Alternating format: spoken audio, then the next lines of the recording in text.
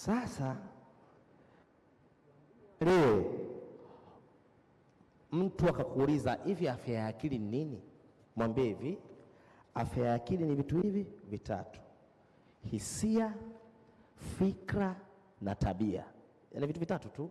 Ukiweza kudhibiti hivyo, yani ukaweza kucontrol hisia zako, ukaweza kudhibiti unachofikiri na ukaweza kudhibiti tabia yako. Sasa kwa vijana, tabia ndio issue.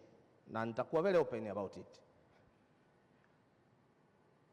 Kila kesi au mtu anayenipigia ana changamoto kabla hata kufikia ugonjwa wa akili, utagundua tabia yake ndio imempeleka kwenye shida.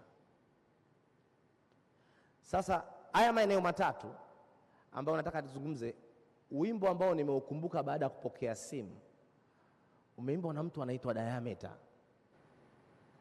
Anaulaumu moyo wake kwa kumwingiza kwenye mapenzi.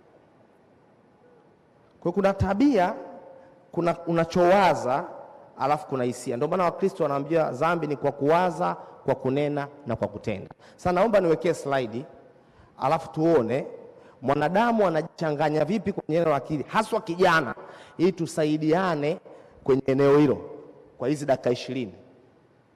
Cha kwanza, kwenye eneo la fikra, vijana wanawaza nini?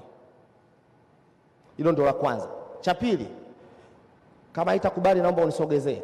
Nadhani tunaelewa kwa kitafiti kwenye kila watu 8 mtu mmoja ana changamoto ya afya ya akili. Na ratio actually inasema hivi, naomba nitumie neno changamoto na ugonjwa. Kwenye kila watu 8 kuna mgonjwa mmoja. Kwenye kila watu 4 kuna mtu ana changamoto ya akili.